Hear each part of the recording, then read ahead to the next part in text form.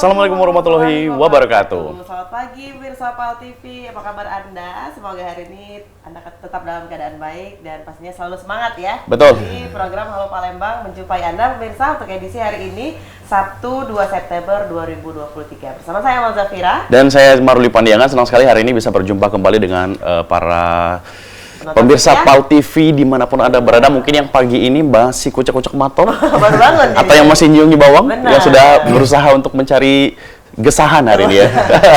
Mungkin pemirsa rumah baru nak memulai aktivitasnya ataupun juga sudah mempersiapkan aktivitas hari ini mulai dari kondangan mungkin. Betul. Ataupun juga sedikit olahraga, gerak-gerak badan karena itu yang sangat penting ya. Jangan Baik. lupa dan juga jangan sampai terlibat olahraga ya. Ya, untuk cuaca juga cukup cerah untuk hari ini, C4. Jadi kalau tadi Ceruli berangkat dari rumah sampai dengan ke studio PAL TV itu cerah merona. Wow, Cak Raya ada merona-meronanya ya. Atau sudah melihat prediksi BMKG Cak? Kemudian juga untuk pantauan lalu lintas sementara untuk pemirsa PAL TV di Kota Palembang, untuk arus lintas di Kota Palembang untuk pagi hari ini masih terpantau lancar ya. Benar. Dan juga pemirsa jangan lupa selama 60 menit ke depan kita bakal live ini dari studio PAL TV dan juga sudah mendatangkan narasumber yang pasti berkompeten ini di bidangnya. Dan kita ada tema ini melacak kearifan pemimpin Palembang dari sejarah hingga warisan budaya. Dan juga sudah datang juga di sini di studio 2 PAL TV Bapak Dr. Dedi Irwanto SSMA. Ini selaku dosen pendidikan sejarah Universitas Sriwijaya. Assalamualaikum Pak Dedi. Waalaikumsalam. Selamat pagi Pak. Selamat pagi Cek Amal, Cek Maruli, selamat pagi. Ya. Selamat pagi para pemirsa Halo Palembang, PAL TV yang tercinta.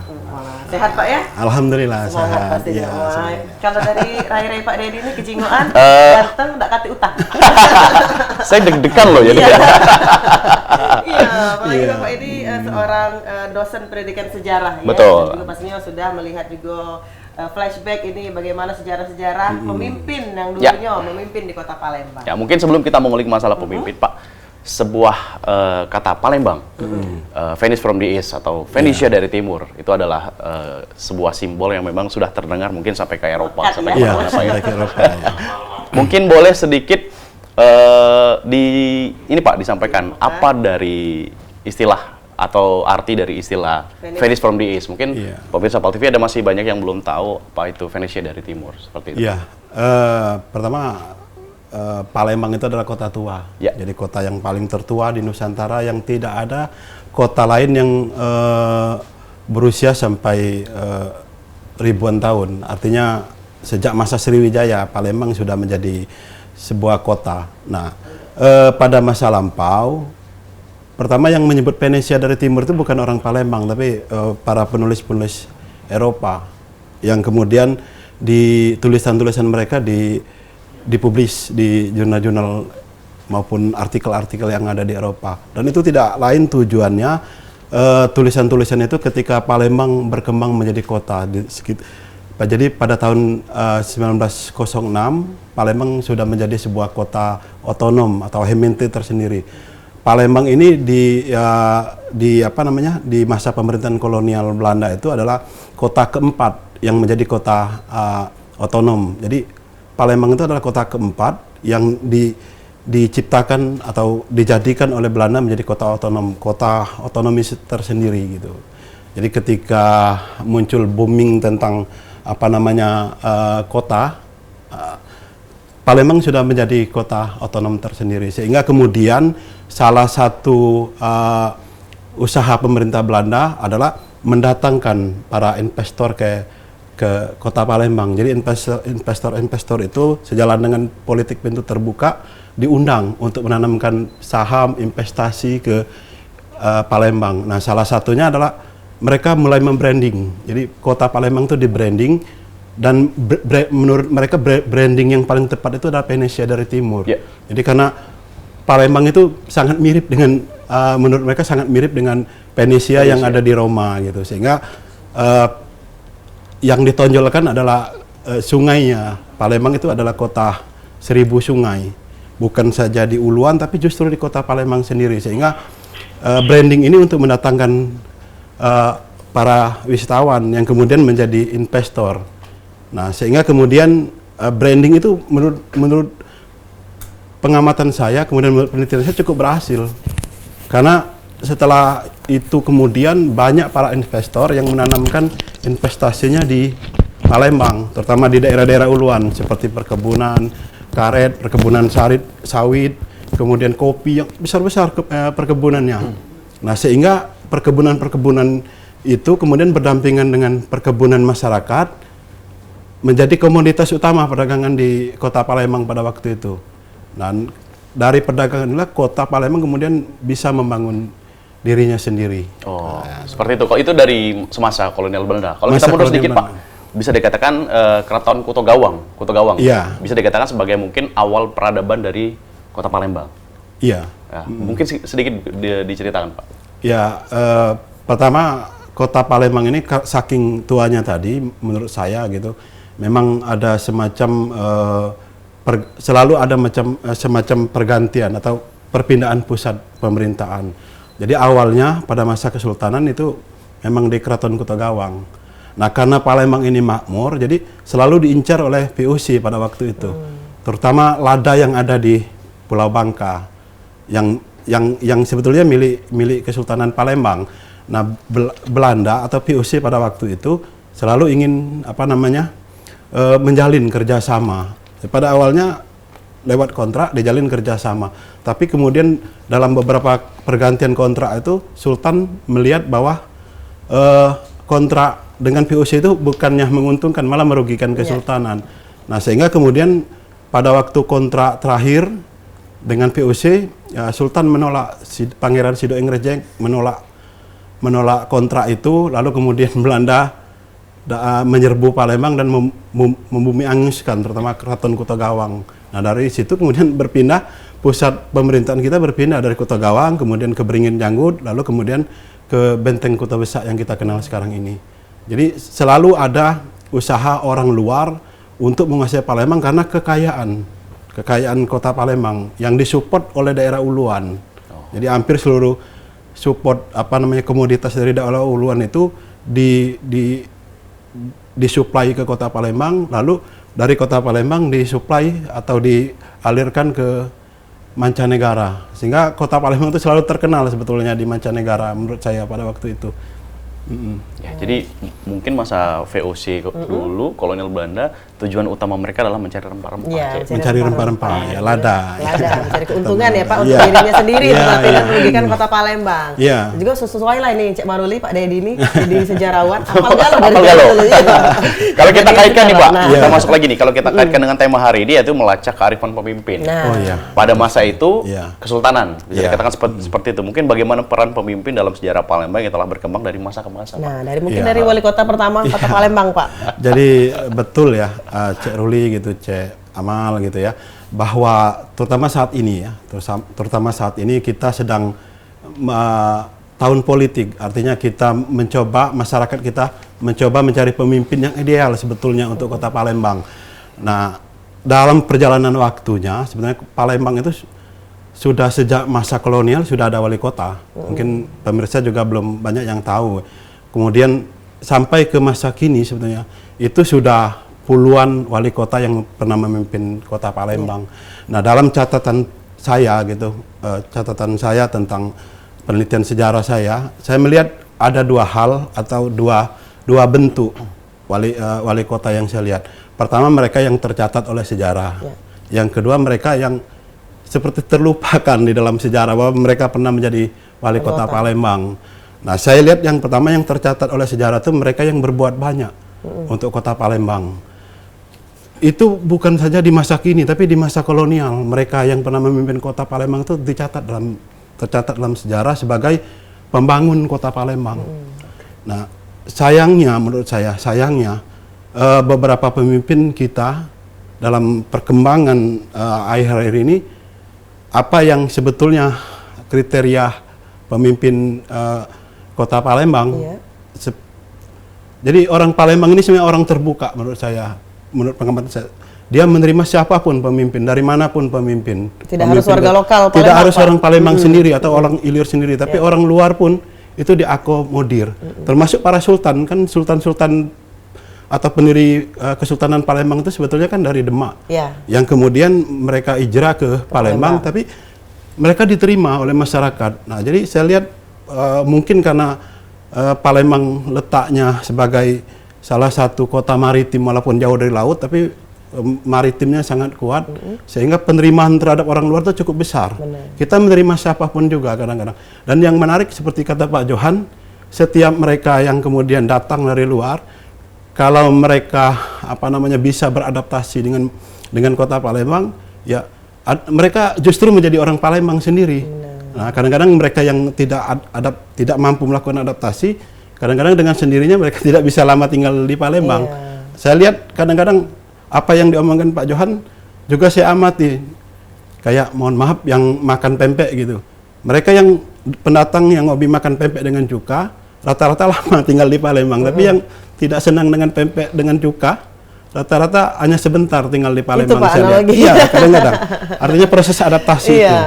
Nah, dalam perjalanannya di masa kolonial itu sebetulnya ketika tahun 1906 Palembang dijadikan sebagai Hemente Palembang, boleh dikatakan kita belum menunjuk wali kota. Jadi kota Palembang itu selama kurang lebih 15 tahun itu dipegang secara bersama oleh Dewan Kota. Hementerat namanya. Jadi Hementerat, tapi pembangunan terus berjalan, diputuskan secara kolektif kolegial. Baru sekitar tahun 1920 itu ada wali kota pertama di kota Palembang. Wali kota pertama ya, di wali kota Palembang. Di Palembang. Tapi wali kota pertama di Palembang itu cuma sebentar, dia hanya 1 tahun kalau menurut catatan saya. Lalu digantikan oleh wali kota yang kedua. Nah, wali kota yang kedua ini yang di dalam catatan laporan-laporan kolonial itu cukup banyak namanya disebut, karena dia cukup banyak membangun kota Palembang. Karena banyaknya pembangunan, ya, itu baru diakui sebagai wali kota. Kadang-kadang terutama catatan. Jadi ya dengan sendirinya kan kayak media, kemudian majalah-majalah itu mencatat mereka gitu sebagai pembangun kota Palembang. Jadi wali kota Palembang kedua ini De Kock Harmanville. Sebetulnya dia aslinya orang Prancis sebetulnya. Tapi karena dia paham dengan kota Palembang pada waktu itu, dia ditunjuk untuk menjadi wali kota Palembang. Dan salah satu bangunan beliau yang paling monumental adalah penciptaan jalan pertama di kota Palembang. Di mana itu, Pak? Ya, salah satunya jalan sepanjang laut. Jadi jalan laut mulai dari Pasar 16 Ilir, kemudian depan Museum Sultan Mahmud Badarudin II sekarang ini sampai ke Benteng Kota Besak, dan Sekana itu di masa beliau dibangun. Itu jalan pertama di jalan pertama di kota Palembang. Nah, kemudian De Kock Harmanville ini juga membangun beberapa ikon yang pada awal itu menjadi ikon pembangunan di kota Palembang. Salah satunya yang saya catat adalah apa yang disebut dengan society. Society itu kalau sekarang jadi KBTR ya kalau tidak salah, kafe KBTR yang sekarang oleh pemerintah kota dijadikan gedung kesenian Palembang. Lalu Sekebo itu gedung pertunjukan atau gedung bola, rumah bola yang dulu pernah menjadi Biskup Mustika kalau tidak salah. Yang di samping Mawar. Yang di samping Keraton Kota Besak itu. Dan salah satu kemudian yang dirancang oleh beliau adalah membangun water torrent atau menara air yang sekarang kantor ledeng. Kantor ledeng yang juga jadi kantor wali kota Palembang. Tapi beliau kemudian karena saking semangatnya membangun pada waktu itu melupakan sesuatu. Jadi beliau ini dulu memotong gaji para pegawai yang ada di kota Palembang. Lalu karena pegawai merasa tidak terzolimi lah, merasa terzolimi ya pada waktu itu mereka ramai-ramai mengadu ke pemerintah pusat. Dan De Kock Harmanville kemudian dinonaktifkan. Jadi itu sudah dari masa kolonial. Ada sesuatu yang menarik. Ternyata wali kota Palembang pernah dinonaktifkan oleh pengaduan masyarakatnya. Nah, mungkin sekarang kan jarang yang seperti itu kita mendengar. Artinya menurut saya Palembang itu cukup gejolak pembangunannya memang cukup banyak pada waktu itu. Kalau yang tidak sesuai masyarakatnya bisa mengadu. Nah, Baru kemudian setelah beliau dinonaktifkan, itu Gubernur Van Lisa yang juga cukup banyak dicatat di dalam arsip-arsip. Nah, kayak gitu tanya Iya. lagi Pak tentang gubernur itu ya. Iya. Kita akan kembali berbincang Iya. mengenai sejarah dari Kota Iya. Palembang, pemimpin yang pernah memimpin di Kota Palembang. Namun sebelumnya kita akan Iklan dulu pemirsa, jadi jangan kemana-mana, kami akan segera kembali, tetap bersama kami di Halo Halo Palembang.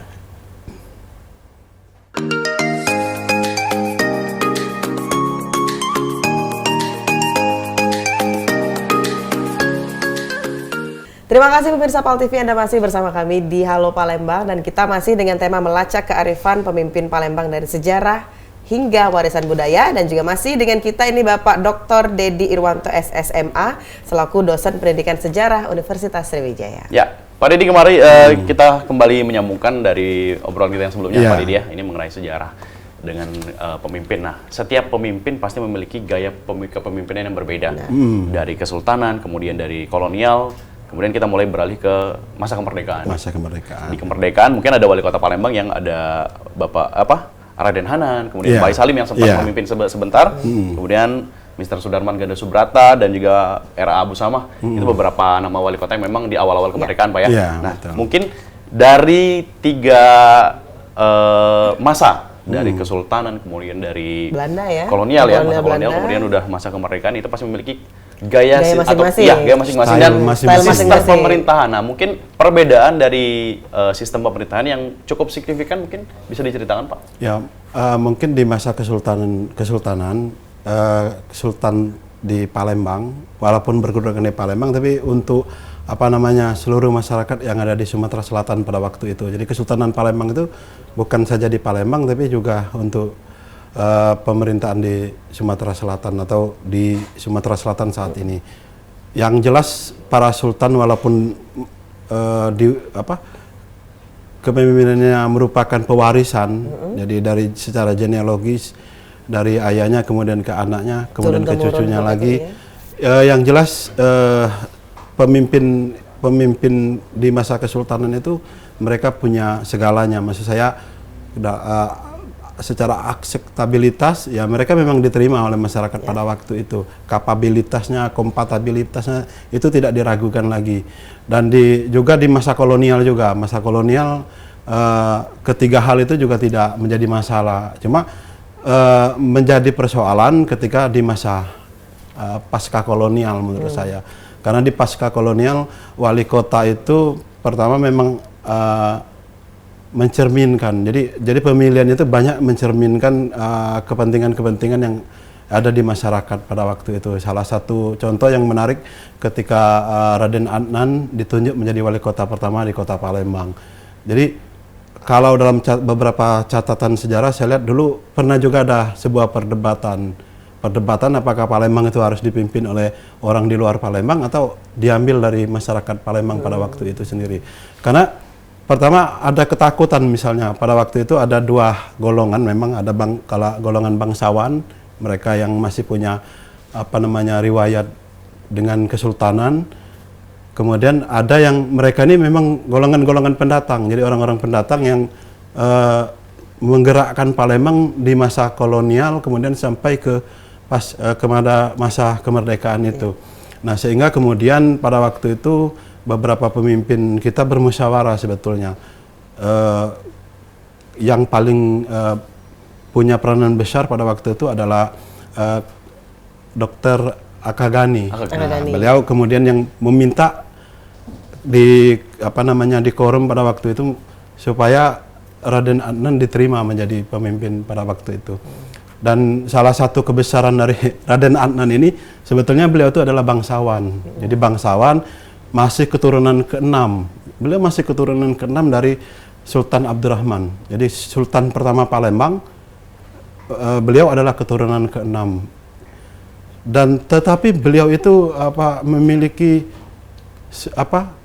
pertama accessibility yang cukup tinggi karena beliau diterima oleh masyarakat pada waktu itu. Kemudian beliau memiliki kapabilitas ya, artinya beliau sangat kapabel. Walaupun beliau bergaya ningrat, tapi beliau tetap cukup merakyat. Sebenarnya beliau jarang menulis dengan nama lengkap Raden Adnan. Beliau hanya menulis R. Adnan kadang-kadang. Saking beliau ingin down to earth ya Pak. saking beliau tidak menonjolkan ya. kebangsawanannya, dan kemudian beliau ya memang dalam banyak hal beliau juga punya pengalaman kerja yang sangat cukup mumpuni seperti cukup itu. mumpuni atau cukup tinggi. Salah satunya beliau bukan pemimpin yang muncul tiba-tiba, artinya memang beliau punya riwayat atau pengalaman kerja mulai dari juru tulis klerek gitu di pemerintahan kota Palembang, lalu kemudian beliau meningkat mulai ke Demang gitu jabatan. Jadi beliau pernah menjabat banyak jabatan di tingkat yang paling rendah, dan baru kemudian menjadi wali kota. Nah, ketika beliau menjadi wali kota, beliau menunjukkan gaya stylenya sendiri gitu. Stylenya apapun yang dibutuhkan masyarakat pada waktu itu atau kesulitan masyarakat pada waktu itu, setiap masyarakat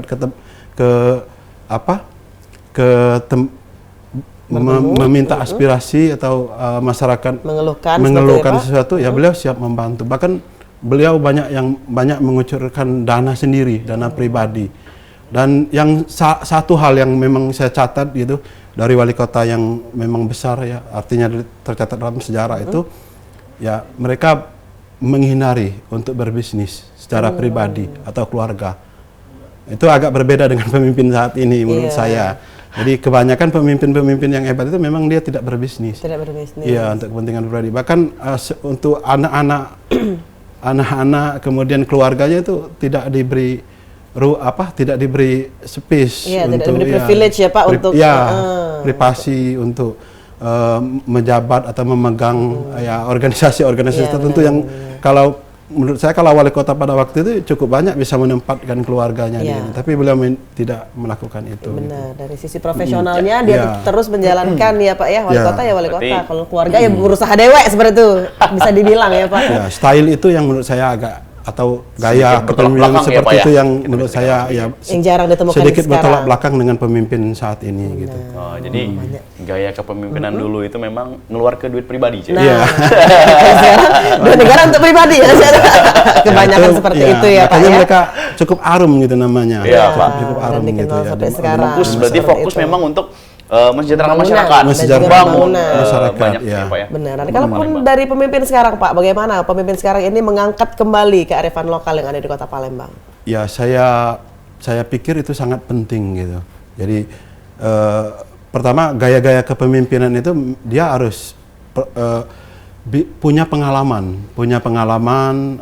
terutama dari segi kalau bisa pendidikannya, menurut saya. Jadi dia paling tidak punya pendidikan yang baik lah menurut saya. Jadi yang baik, yang paling tidak dia banyak membaca. Jadi pemimpinnya menurut saya harus banyak membaca. Karena dalam catatan saya bahkan di tingkat lokal di daerah-daerah uluan marga yang dipimpin oleh Pesira itu rata-rata di zaman dulu Pesira itu banyak koleksi buku bacaan. Jadi mereka sudah biasa membaca. Kemudian dari bacaan-bacaan mereka itu mereka paham mengenai masyarakat yang dia pimpin. Artinya ketika mungkin masyarakat di wilayah A berbeda dengan masyarakat di wilayah B. Nah, saya lihat kalau kearifan lokal kita gitu misalnya ada perbedaan yang sangat signifikan antara misalnya seberang ulu dengan seberang ilir. Kalau kita tidak bisa membaca perbedaan itu, ketika kita membuat kebijakan, kadang-kadang antara kebijakan yang di ilir belum tentu bisa diterima oleh masyarakat di seberang ulu misalnya. Jadi harus ada sebuah pengetahuan tentang kearifan lokal masyarakat kita.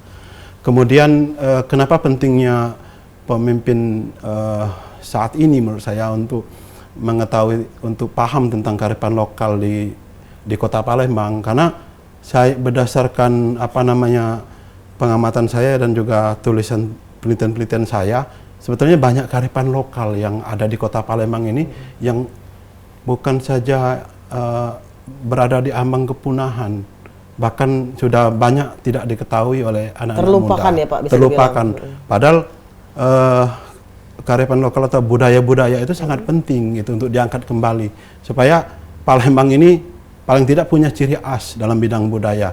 Saat ini saya melihat kita agak identitas lokal, kita agak sedikit mengkhawatirkan karena banyak generasi muda yang tidak paham lagi tentang identitas yang berangkat dari budaya lokal yang ada di kita.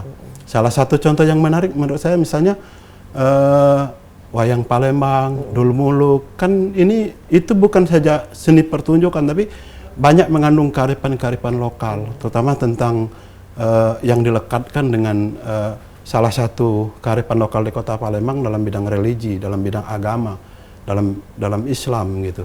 Jadi ya pelajaran kita gitu tentang Islam di Palembang itu sangat cukup kuat. Bahkan orang-orang Palembang sangat fasih dengan fikih misalnya, hukum-hukum Islam.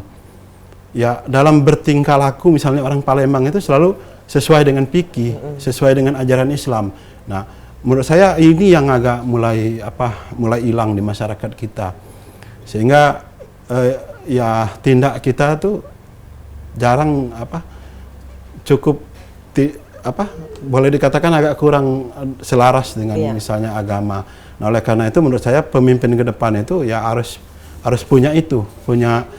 punya misi untuk membangun Palembang yang betul-betul bisa mewujudkan apa itu Palembang Darussalam. Jangan hanya tulisan maksud saya, tapi harus paham betul apa itu Palembang Darussalam. Yang negeri yang sangat makmur, kemudian negeri yang sangat damai. Darussalam itu kan berdasarkan Islam. Nah, saya lihat kalau untuk membangun itu bukan saja memperkuat, ya selain memperkuat tempat-tempat ibadah atau memperbanyak tempat-tempat ibadah, ya sholat berjamaah digalakkan di masyarakat, tapi juga harus diiringi dengan dengan menghidupkan kembali berbagai budaya yang ada di Kota Palembang supaya kita punya identitas, dan identitas itulah yang menurut saya kearifan lokal dari kita. Benar. Orang Palembang sendiri. Jadi memang Palembang ini banyak budaya, banyak sekali budaya, sejarah, lokal, sejarah, dan memang masih bisa kita promosikan sebagai salah satu beberapa tempat wisata ya. Iya. Bisa kita jual kepada. Bisa kita jual. Maksudnya bisa menjadi potensi wisata juga untuk kita ya Pak ya. Tadi seperti wayang Palembang. Bukan cuma hanya pertunjukan tapi juga ada pesan moral pasti yang ada di dalamnya. Seperti itu ya Pak ya. Mungkin bagi Pak Dedi, apa sih Pak identitas yang harus ditonjolkan kembali selain dari wayang Palembang, mungkin untuk melihat lagi nih bahwa Palembang nih seperti ini loh Pak, ini identiknya seperti itu. Iya, yang jelas kan kita membranding saat ini, menurut saya Kota Palembang membranding diri sebagai Palembang Darussalam. Iya. Nah, Darussalam itu sendiri apa? Harus kita pahami bersama dulu. Termasuk pemimpin juga harus paham apa itu Darussalam gitu. Ya, pertama dari segi faktor keamanan. Nah, untuk menciptakan kedamaian tadi, saya lihat memang sudah ada arah untuk menciptakan itu, misalnya terutama kita meminimalisir konflik dan kekerasan yang ada di Kota Palembang. Menurut saya sudah cukup bagus gitu, tapi menurut saya perlu ditingkatkan lagi gitu, karena dalam banyak hal walaupun bagaimana Palembang itu kan punya warisan artinya sebagai kota yang keras gitu. Nah, itu harus terus dijaga, artinya warisan itu harus dihilangkan dulu, dijaga, sehingga kemudian dijaga bahwa Palembang inilah kota yang damai. Yang kedua ya negeri yang makmur. Nah, saat ini menurut saya Palembang arahnya untuk makmur itu sudah ada, tapi perlu terus digalakkan supaya Palembang jangan ada ketimpangan sosial yang tinggi di masyarakat, karena biasanya kalau punya ketimpangan sosial yang tinggi di masyarakat, ya keamanan mulai terganggu menurut saya. Jadi harus ada pengajawantahan dari Palembang Darussalam itu. Nah, selain mengetahui itu, menurut saya harus banyak menggali kembali, menghidupkan kembali berbagai budaya-budaya yang ada di Kota Palembang. Ya, kehidupan Islam di Palembang itu menurut saya perlu ditingkatkan. Jadi saya melihat Riau misalnya ketika saya ke Pekanbaru, saya melihat Pekanbaru tuh sebetulnya saya melihat Palembang di tahun 60-70-an. Salah satunya di Riau itu sekarang di Pekanbaru misalnya dihidupkan kembali. Anak selain sekolah di sekolah negeri juga sorenya di sekolah agama. Kalau dulu kan di Palembang juga seperti itu. Pagi di sekolah negeri, sorenya di sekolah agama. Itu pada tahun berapa Pak? 60-an 60, ya, Pak? 70, sampai tahun 80 itu masih ada. Karena saya juga pernah merasakan, selain saya bersekolah di sekolah negeri, di SD negeri, sorenya sekolah agama kan. Nah, saat ini justru sekolah agama itu berubah menjadi sekolah-sekolah swasta. Dan mereka membranding sebagai sekolah IT, Islam terpadu. Sistem terpadu. Jadi walaupun misalnya sekolah Islam terpadu, menurut saya tetap ada bedanya dengan zaman dulu. Kalau sekolah agama, ya sekolah agama. Memang kita belajar mulai dari belajar Iqra, kemudian TPA Pak. Iya, TPA ya kalau sekarang ini. Tapi sekolah agama itu lebih dalam lagi daripada fokusnya berarti fokusnya berbeda Pak ya. Bahkan anak-anak bisa belajar fikih kan. Fikih itu sangat penting karena itu hukum Islam. Untuk menjalankan Darussalam itu harus hukum Islamnya harus kuat menurut saya. Bukan cuma hanya kata-kata Cek Maruli. Tapi juga lagi cerita ya. Baik, kita masih akan berbincang Cik Amal dan juga pemirsa Pal TV dimanapun Anda berada. Kita akan kembali lagi setelah pesan-pesan berikut. Tetaplah di Halo Palembang.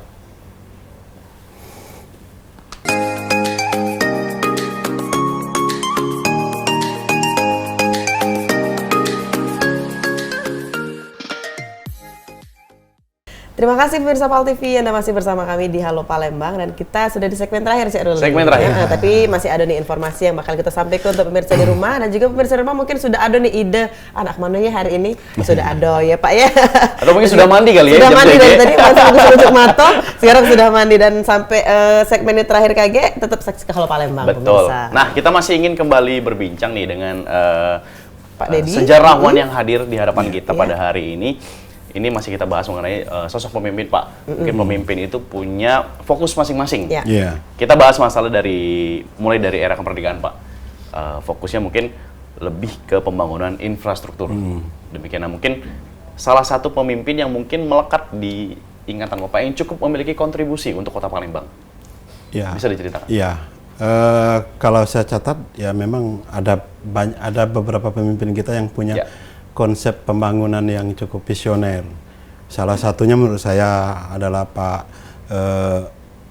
Wali Kota Muhammad Ali Amin. Nah, beliau menurut saya cukup visioner pada waktu itu. Banyak pembangunan-pembangunan di Kota Palembang yang dilakukan di masa beliau. Salah satunya adalah merehabilitasi kembali Pasar Cindi.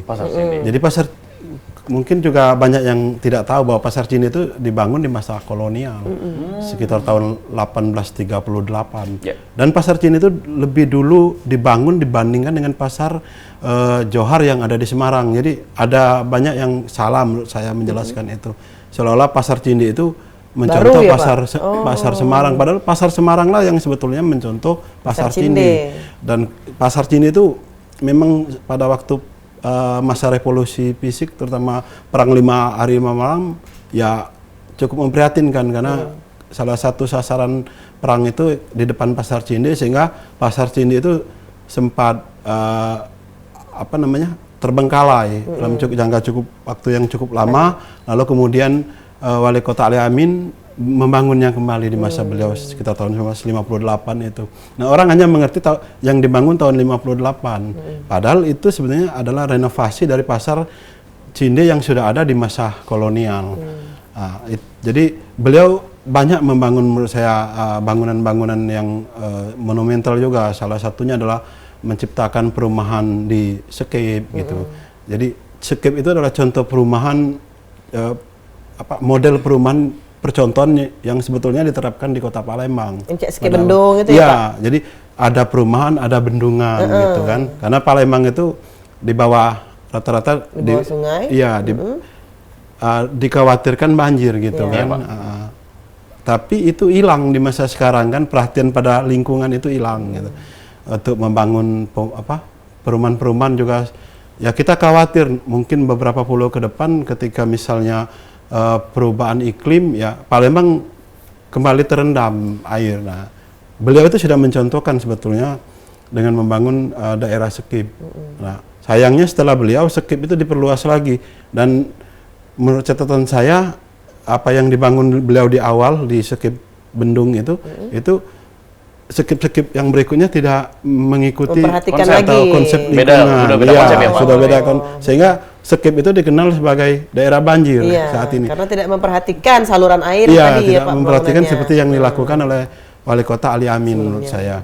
Nah, beliau cukup cukup dikenang pada waktu itu sebagai wali kota yang punya kemampuan visi pembangunan Kota Palembang yang cukup jelas. Nah, tentu selain itu ada Wali Kota Arief Cian, karena beliau adalah orang Palembang asli, dan terlebih kemudian menurut saya selain Pak Ali Amin yang perlu dicatat juga adalah Pak Edi Santana Putra, Wali Kota. Pak Edi Santana Putra menurut saya sebetulnya merubah Palembang, merubah wajah Palembang, karena pada masa beliau yang paling diutamakan tadi menciptakan keamanan di Kota Palembang, karena di mana-mana setelah masa mulai banyak terpenggalainya pembangunan, beliau kemudian menciptakan Palembang yang sangat aman menurut saya. Bahkan kehidupan malam hari di Palembang cukup aman di masa beliau. Salah satu menurut saya yang berhasil adalah mengikis premanisme di Palembang, karena premanisme itu yang sebetulnya membuat wajah Palembang menjadi kota image yang keras, image Palembang juga kota keras. Jadi menurut saya dua orang itu yang cukup berhasil secara wali kota yang memiliki visi pembangunan ke depan. Betul ya, kalau kalau kata Bapak tadi, branding premanisme di Palembang itu terkenal. Iya, di Jakarta pun terkenal ya. Benar, jadi Palembang adalah kota yang keras ya Pak, identiknya seperti itu. Ya, kalau di luar ya kita untuk cari kos saja sulit kan, kalau kita mengaku orang Palembang itu, tapi sekitar tahun-tahun 80-90-an. Tapi sekarang orang melihat Palembang ini sudah berbeda ya. Karena juga dari zaman dulu sudah ada keterbukaan ya Pak ya, menerima orang lain untuk menjadi pemimpin seperti itu. Jadi di zaman dulu tuh Palembang sudah open minded, benar. Sudah seru dari zaman dulu. Iya, dan juga tapi kalau untuk sekarang nih Pak, bagaimana menurut Bapak seorang pemimpin itu sudah memperhatikan belum adanya mungkin kembali mengangkat seni budaya, adat istiadat dan segala macamnya Pak, seperti itu? Ya, menurut saya untuk visi. Jadi itu visi sebetulnya. Visi seorang pemimpin itu ya pertama tadi dia mestinya ya dilengkapi dengan proses adaptasi lingkungan yang cukup sangat sering menurut saya. Seorang wali kota saat ini atau ke depan menurut saya dia harus punya proses adaptasi terhadap lingkungan yang cukup tinggi. Artinya dia menerima dan bisa menerima semua aspirasi yang dikembangkan oleh masyarakatnya. Saya lihat beberapa terakhir ini untuk proses adaptasi ini agak kurang memang. Kita agak melemah dari wali kota sebelumnya, sehingga banyak persoalan-persoalan terutama budaya, persoalan sejarah itu menjadi persoalan di Kota Palembang. Mungkin wali kota kita ke depan ya perlu orang yang memang bisa memiliki adaptasi tinggi terhadap lingkungan. Jadi dia bisa menerima semua masukan dari semua kalangan, terutama kalangan budayawan dan sejarawan. Karena menurut saya pembangunan itu bukan saja pembangunan fisik yang penting, tapi juga harus ada pembangunan mentalitas. Dan pembangunan mentalitas itu yang perlu dilibatkan sekali menurut saya orang-orang budayawan, kawan-kawan dari budayawan, kawan-kawan seniman, kemudian kawan-kawan sejarah yang mereka yang bergerak dalam tataran sejarah. Dan perlu juga dicatat sebenarnya Palembang ini adalah kota penghasil para budayawan, para seniman dan para sejarawan yang cukup dikenal di luar gitu. Jadi cukup dikenal di luar, tapi di kita kan tidak mendapat tempat. Nah, menurut saya ke depan itu harus mindset seperti itu harus dirubah, sehingga kemudian kota Palembang ini juga kotanya para seniman, para budayawan yang dia tidak perlu lagi keluar, tapi dia bisa berkesenian, bisa berkebudayaan di kota Palembang, dan itu harus didukung oleh visi pemimpin yang memiliki adaptasi yang cukup tinggi dengan semua golongan, terutama para seniman dan budayawan. Sehingga Palembang, pembangunan mentalitas masyarakat Palembang untuk menghidupkan kembali budaya-budaya lama, budaya-budaya besar. Jadi Palembang menurut saya kota yang memiliki budaya adiluhung. Nah, tetapi dalam perkembangannya memang sedikit surut. Nah, oleh karena itu menurut saya para pemimpin ke depan ya harus mengakomodir semua kegiatan-kegiatan, bukan saja ini, tapi bukan saja para seniman, tapi semua kegiatan budaya dihidupkan kembali di Kota Palembang. Saya lihat misalnya di peringatan ulang tahun Kota Palembang, atau misalnya di peringatan 17 atau di hari-hari besar, kita lebih banyak actionnya ke hal-hal menurut saya yang pesta rakyat. Ya, yang berhubungan dengan pesta rakyat. Ya, tetapi ke depan selain pesta rakyat, kita juga harus mempertunjukkan budaya-budaya besar yang pernah hidup di Palembang. Seperti apa Pak contohnya Pak? Salah satu contoh, saya agak sedikit mengkritik kenapa misalnya dalam peringatan hari ulang tahun Kota Palembang tidak dihadirkan atau tidak ada pertunjukan wayang Palembang. Kenapa tidak ada Dul Muluk? Jadi budaya-budaya itu menurut saya harus dihidupkan lagi. Yang itu kan yang memang milik Palembang, milik Kota Palembang yang besar, yang tidak ada di kota lain. Cuma ada khas Palembang, itu yang menurut saya harus dihidupkan lagi di Kota Palembang. Ini mendekati tahun politik nih, Jay. Iya. Ini yang lebih seru nih ya, mendekati tahun politik Pak. Mungkin himbauan dari Bapak pribadi kepada dan juga harapan Pak ya, harapan ke depan bagaimana mungkin sosok pemimpin yang akan memimpin Palembang yang idealnya, yang merata untuk kesejahteraannya yang cukup merata, mungkin tidak hanya fokus pembangunan infrastruktur, tapi juga harus kembali mengangkat budaya-budaya Palembang. Mungkin bisa Pak? Ya, saya pikir ke depannya ya kita mulai wali kota ke depan mulai memperhatikan semua kegiatan budaya yang ada di masyarakat, kemudian menghidupkan kembali sentra-sentra budaya yang ada di masyarakat. Kalau di masa lampau kita punya guguk. Jadi guguk itu kan kampung-kampung kecil, dan kampung-kampung itu penghasil budaya. Jadi hampir semua kampung-kampung di Kota Palembang kan penghasil budaya. Guguk mana Pak? Ada guguk, ada yang guguk Serelo. Guguk Lampitan, dia penganyam tikar yang cukup masyarakat yang memproduksi tikar cukup banyak. Ada guguk Kepandean yang memproduksi semua kepandaian besi dan perak dan perunggu sampai emas. Nah, menurut saya itu harus mulai dihidupkan lagi. Jadi kita sebenarnya punya komunitas, punya perkampungan yang justru hidup dari produksi masing-masing. Nah, menurut saya ini perlu dihidupkan lagi.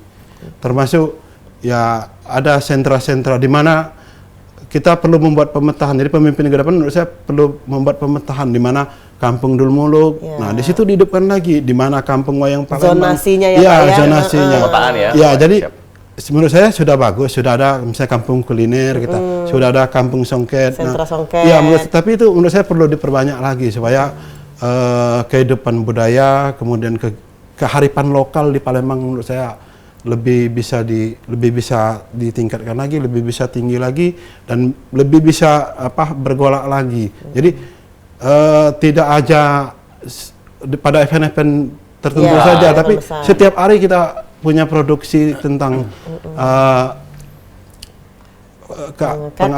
penghasilan masyarakat, kemudian kerajinan masyarakat dan budaya masyarakat. Saya lihat kalau kita bandingkan misalnya dengan tempat-tempat lain, ya rata-rata seperti itu. Tanpa event pun, tanpa event ya tetap berjalan. Dan itu menurut saya yang bisa memajukan perekonomian. Masyarakat, ekonomi kreatif masyarakat.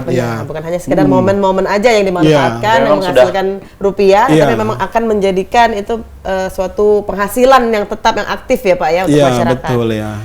Seperti itu. Bisa menjadi kampung-kampung wisata, sentra-sentra kampung wisata. Iya, gitu kampung ya. sentra. Karena sudah kita kenal ada kampung kuliner, sentra pempek yang ada Iya. di sini, sentra songket, ya Pak ya, sentra kasur lihat pun juga sudah ada Pak seperti di Kota Palembang.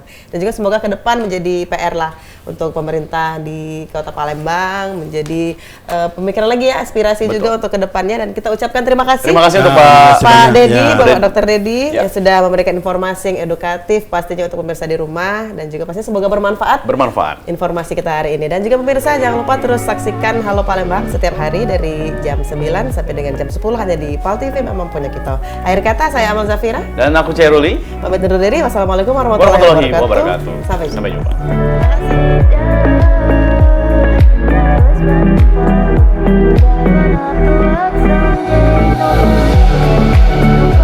aku